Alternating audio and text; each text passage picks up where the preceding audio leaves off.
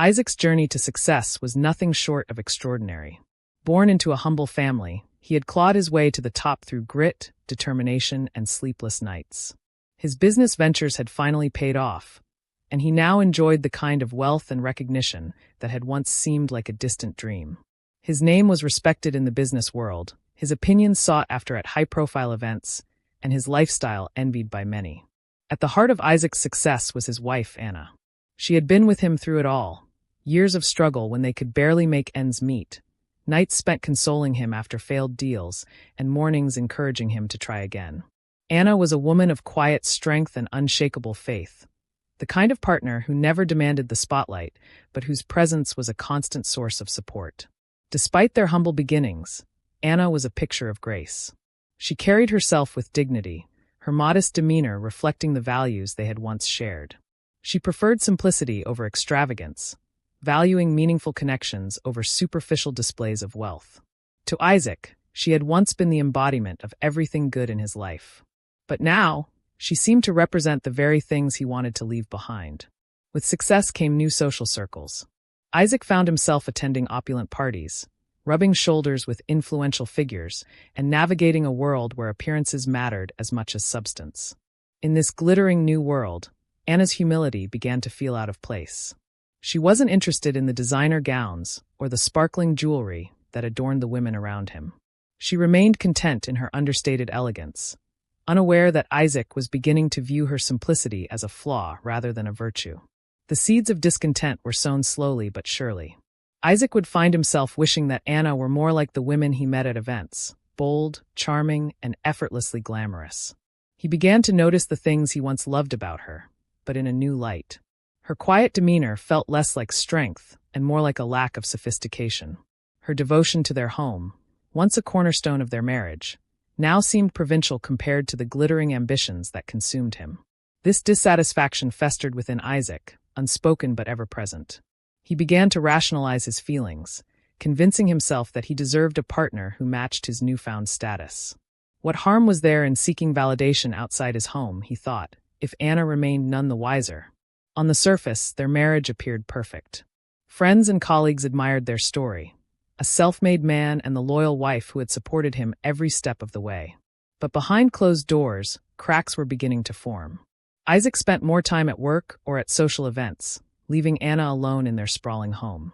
He would come back late at night, offering perfunctory excuses that Anna never questioned. Yet, the changes were not lost on her. Anna could feel the growing distance, the way Isaac avoided her gaze or seemed distracted during their conversations. She chose to believe it was the stress of his work, not wanting to confront the possibility that it was something deeper. Isaac, meanwhile, found himself drawn further into his new world, seeking validation in fleeting compliments and shallow connections. The more he sought out this glamorous lifestyle, the more he began to resent the life he had built with Anna. He didn't realize that in his pursuit of an ideal, he was undermining the very foundation of his happiness. As the chapter closes, the reader is left with a portrait of a man at a crossroads, torn between the love and loyalty of his past and the tantalizing allure of a glittering future. The cracks in their marriage are subtle but undeniable, setting the stage for the unraveling of a seemingly perfect life. Isaac's discontent with his marriage reached its tipping point on an evening at a high-profile business gala. The event was filled with movers and shakers, industry leaders, socialites, and influential figures who all seemed to glide effortlessly through the glittering crowd. Isaac felt out of place, not because of his achievements, but because of his personal life. He couldn't help but compare himself to the other men in the room, their glamorous wives by their sides, perfectly poised and dressed in luxury. In that moment, Isaac convinced himself he needed someone who could match his new world, a partner who could enhance his image rather than anchor him to his past. It was at one of these events that Isaac met Charlotte. She was the epitome of sophistication, her every move calculated to draw attention without appearing deliberate. She had an air of confidence that was intoxicating, her laughter warm yet controlled, her wit sharp and engaging. Charlotte had the ability to make everyone around her feel important, a skill Isaac deeply admired. For a man seeking validation, she was a revelation. Their connection was instant. Charlotte's charm and elegance captivated Isaac in ways he hadn't felt in years.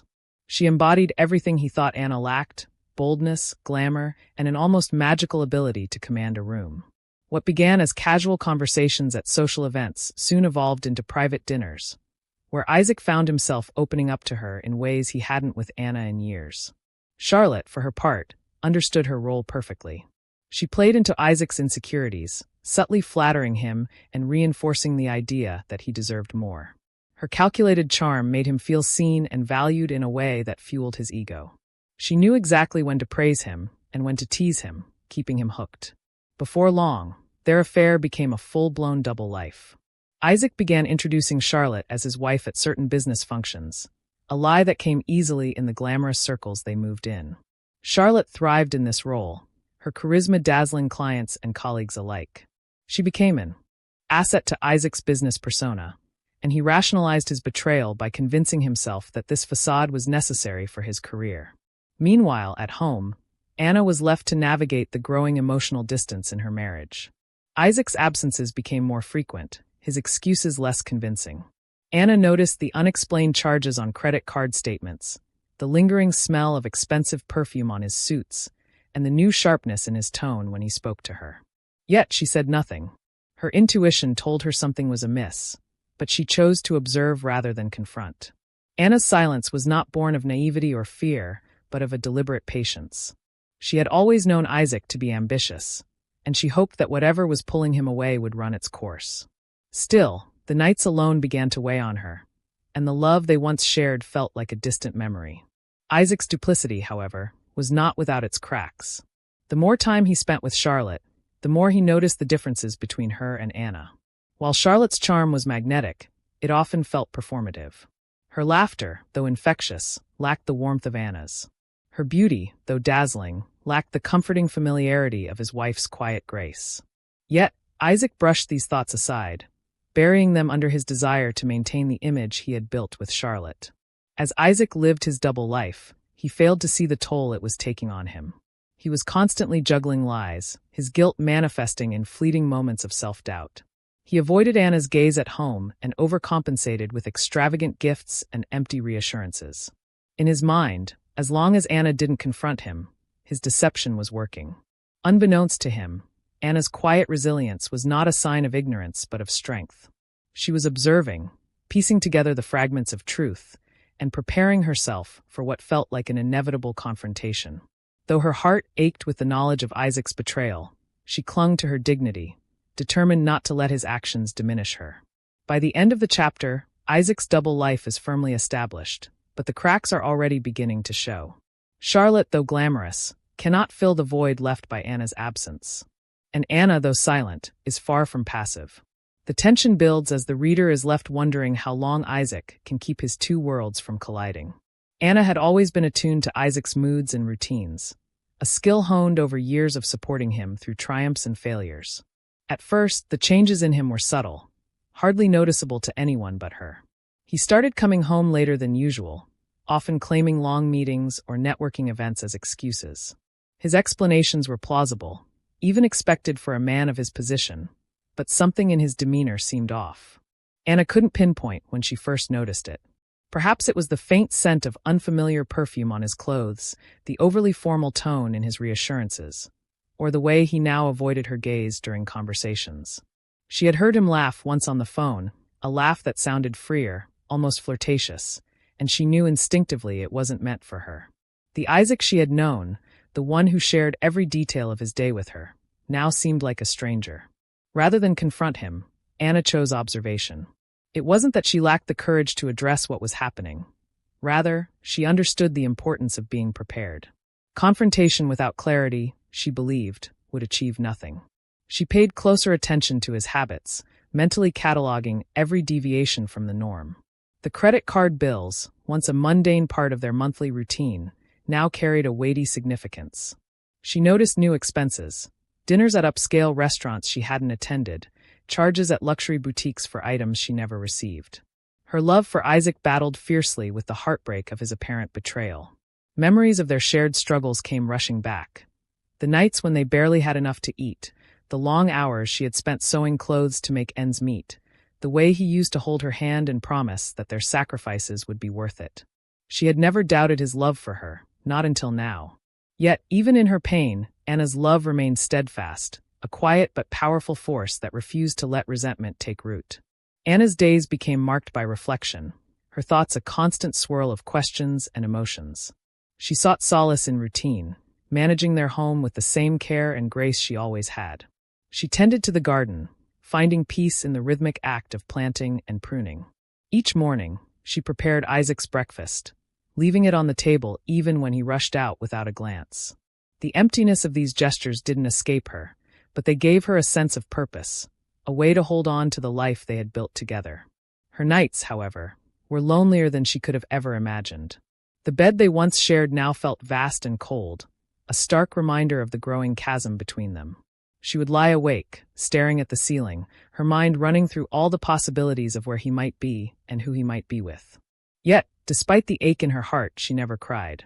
Tears, she told herself, would only weaken her resolve. Anna's quiet observations extended beyond Isaac's actions to herself. She questioned her own role in their estrangement, wondering if she had somehow failed to meet his needs. But as she reflected on the sacrifices she had made and the love she had poured into their marriage, she realized the fault did not lie with her. Isaac's discontent was born not from her shortcomings, but from his own inability to see the value of what they had. As the days turned into weeks, Anna began to prepare herself for what she sensed was an inevitable reckoning. She knew that Isaac's deceit, whatever its nature, could not remain hidden forever. But rather than lash out in anger or despair, she chose to face the truth with dignity and strength. She would not let his betrayal define her worth or diminish the love she still held for him. The chapter closes with Anna standing in their garden at dusk, the fading light casting long shadows over the neatly trimmed hedges.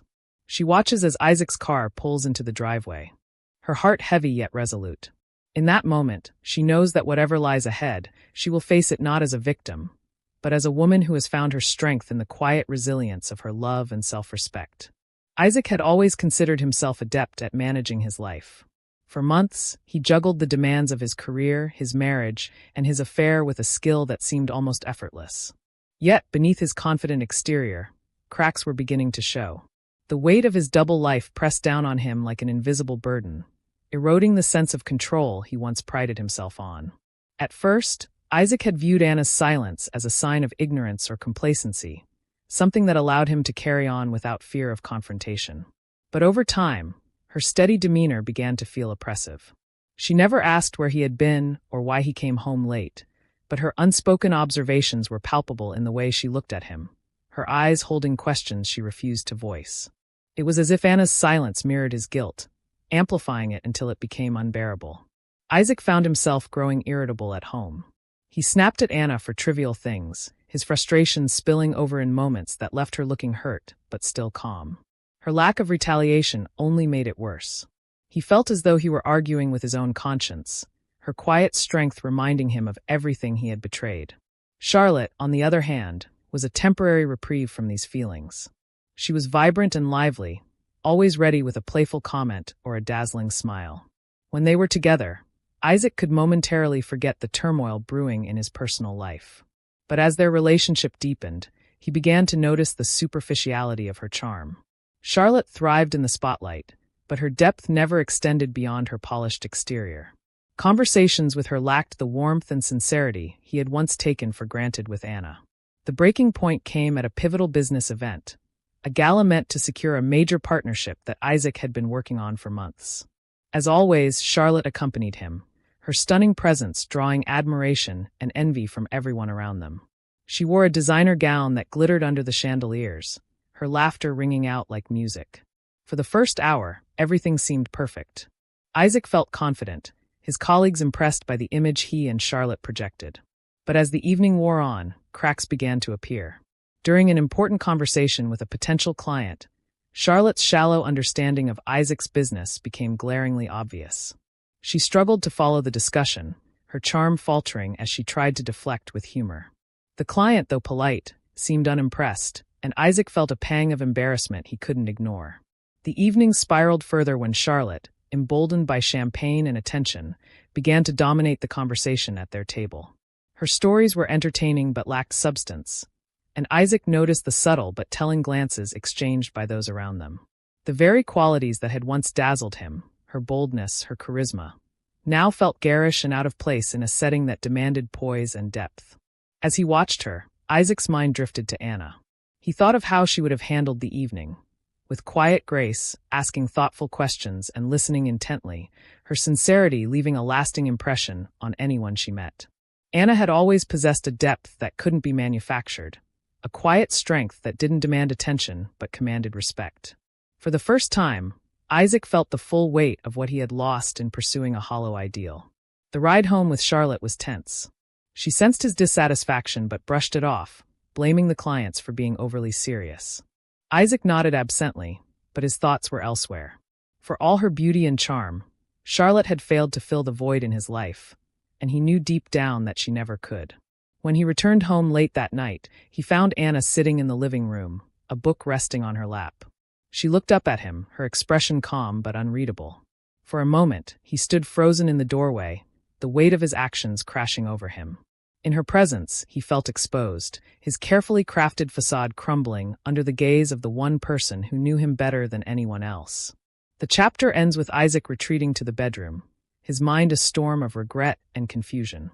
The life he had built with Anna and the illusion he had created with Charlotte were now colliding, and he could no longer ignore the consequences of his choices. As he lay awake in the dark, the question loomed. Had he destroyed the very foundation of his happiness, or was there still a chance to make things right? Anna had spent weeks preparing for this moment, not with rehearsed words or dramatic gestures, but by fortifying her resolve. The quiet observations, the growing distance, the subtle clues, they had all pointed to the same painful truth. Yet she had waited, choosing patience over impulse, determined to confront Isaac when she felt truly ready. That evening, as Isaac arrived home later than usual, his tie slightly askew and his expression weary, Anna decided it was time. She was sitting at the dining table, the soft glow of the overhead light illuminating her composed face. In front of her was a single cup of tea untouched. The house was silent, an almost sacred stillness enveloping the air. "Isaac," she said, her voice steady, carrying an edge of finality. "We need to talk." Isaac paused in the doorway, the weight of her words settling over him like a heavy blanket. Her tone was calm, but it lacked the warmth he had always taken for granted. There was no trace of anger, no accusations hurled in the heat of the moment. Instead, there was something far more unsettling, a quiet dignity that demanded his full attention. He nodded reluctantly, setting down his briefcase and taking a seat across from her. For the first time in months, he felt exposed, as though Anna's gaze could strip away every carefully constructed lie he had told himself. "I know about Charlotte," Anna began, her words precise and deliberate. She didn't embellish or accuse. She simply stated the truth. "I've known for some time." Isaac's breath hitched, his heart pounding in his chest. He opened his mouth to respond, to deny or deflect, but Anna held up a hand, silencing him with a quiet but firm gesture. "I'm not here to argue," she continued, her voice unwavering. "I've spent these months watching you, trying to understand why. I've questioned myself, wondering if I failed you in some way. But I've come to realize that this isn't about me." Her words landed with the force of a tidal wave. Isaac felt his carefully curated defenses crumble under the weight of her composure. He had expected anger, accusations, tears, something he could counter with excuses or promises. Instead, Anna's calm, unflinching demeanor left him utterly disarmed. "I stood by you, Isaac," Anna said, her voice softening but still steady. "Through the hardest years of our lives, I was there. Not because I had to be, but because I loved you. And I still do. But I won't allow you to take that love for granted." Her eyes, usually so warm and kind, now held a depth of pain that shook him to his core. It wasn't the kind of pain born from betrayal alone. It was the sorrow of someone who had given everything and received far less in return. Isaac's throat tightened as he struggled to find the right words. "Anna, I don't know what to say." "Then don't say anything," she replied gently. "I'm not here to hear excuses or apologies. I want you to understand what you're about to lose." Her words hung in the air, heavy with truth. For the first time, Isaac saw the full extent of the damage he had caused. He saw the resilience in Anna's eyes, the strength she had mustered to confront him without anger, and the love that still lingered despite everything he had done. It was a love he had taken for granted, a love he had tried to replace with something shallow and fleeting. "I was wrong," he admitted finally, his voice breaking. "I let myself get swept up in a world that didn't matter. I thought I thought I needed something else, someone else, to feel whole. But I see now that I was blind. Anna studied him for a moment, her expression unreadable. Blindness isn't an excuse, Isaac. It doesn't erase the choices you've made or the hurt you've caused. Her words were a reminder that his actions had consequences, but they also carried a sliver of hope, a chance for redemption, if he could truly grasp the gravity of what he had done. As the conversation drew to a close, Anna stood, her composure intact. I need time to think about what comes next, she said simply. And so do you. Isaac remained seated, his head bowed, the reality of his situation finally sinking in. For the first time, he understood the true value of what he was on the verge of losing. The quiet strength of Anna's love, the foundation of their shared history, and the unspoken bond that had once defined their relationship. The chapter ends with Anna walking away, her footsteps echoing in the quiet house. Isaac is left alone at the table, staring at the empty chair across from him. The weight of his choices presses down on him, and for the first time in years, he feels the enormity of his guilt, and the faint glimmer of hope that he might still have a chance to make things right. Isaac's world, already shaken by Anna's confrontation, came crashing down one fateful day when the truth about Charlotte was revealed. What had once seemed like an exhilarating escape into a world of glamour and excitement now revealed itself to be a web of lies and manipulation. It began innocuously, a phone call from a colleague. Isaac, I thought you should know. The voice on the other end hesitated. There's been talk about Charlotte. Something doesn't add up. At first, Isaac dismissed it as jealousy or gossip, but the seed of doubt had been planted. Over the next few days, more inconsistencies surfaced. Financial discrepancies in his business accounts hinted at misuse of funds, all tied to expenses he couldn't account for, but were linked to Charlotte. His credit card statements, which had once reflected fine dining and luxury purchases, now included mysterious transfers to unfamiliar names. The final blow came when Isaac decided to confront Charlotte. They met in a quiet cafe, the air thick with tension. He laid the evidence before her, expecting denial or even anger. Instead, Charlotte smirked, a glint of cold amusement in her eyes. You're only figuring this out now, she said, her tone dripping with condescension. Isaac, you were never my endgame. You were a step, a convenience. Did you really think I cared about your little empire or your image? Please. Her words were a dagger to his pride. The woman he had placed on a pedestal, the one he had risked everything for, had been using him all along. Her charm, her elegance, her attentiveness, they had all been calculated, a means to an end. Worse, Charlotte revealed she had been seeing someone else, someone with deeper pockets and fewer complications. Don't look so surprised, she added, her tone dismissive. You wanted an illusion, Isaac. I just gave you what you were asking for. Isaac was left reeling, the weight of his choices crushing him. The fantasy he had built around Charlotte, the justification for betraying Anna, had crumbled into nothing more than a cruel deception. He had sacrificed everything meaningful for someone who saw him as disposable. Returning home, Isaac was a shadow of himself. For the first time in years, he allowed himself to confront the reality of what he had done. The home he shared with Anna, once filled with warmth and love, now felt cold and unfamiliar, a reflection of his own inner emptiness. Anna, as always, greeted him with quiet composure. She had noticed the change in him over the past days, the way his shoulders sagged under an invisible weight, his eyes carrying a sorrow that was new even to her. Without a word, she handed him a cup of tea and gestured for him to sit. Isaac told her everything. He spared no detail, his voice cracking as he recounted Charlotte's betrayal and his own foolishness. Tears streamed down his face, the walls he had built around his emotions finally crumbling. For the first time, he was completely vulnerable, stripped of pride and pretense.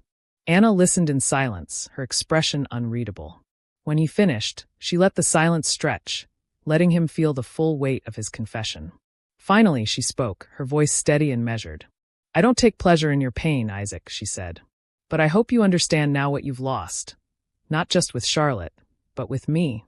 Her words cut deeper than Charlotte's betrayal ever could. Isaac looked into her eyes, searching for anger or hatred, but found none. Instead, he saw the quiet strength that had always defined her, a resilience that had carried her through his infidelity and beyond. I want to make this right, he said desperately. I'll do anything, Anna. Just tell me how to fix this. Anna shook her head slowly. This isn't something you can fix with promises or gestures, Isaac. It's not about what you say now. It's about what you do moving forward. And even then, I don't know if it will be enough. The days that followed were a test for both of them. Isaac threw himself into repairing what he could, not just in his relationship with Anna, but in himself. He sought therapy, confronted the insecurities that had driven him to seek validation elsewhere, and began to understand the depth of the damage he had caused. Anna, meanwhile, focused on her own healing. She allowed herself to grieve, not just for the betrayal, but for the version of their life that she had lost.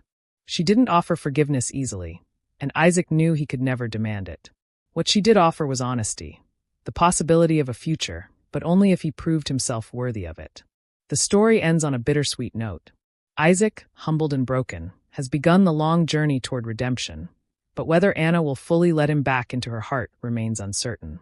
As she watches him from the window, tending to the garden she loves, the reader is left to ponder. Can love truly endure such a betrayal? Or are some wounds too deep to heal completely? The final image is of Anna standing at the threshold, poised between the life she had and the one she might choose to build, with or without Isaac.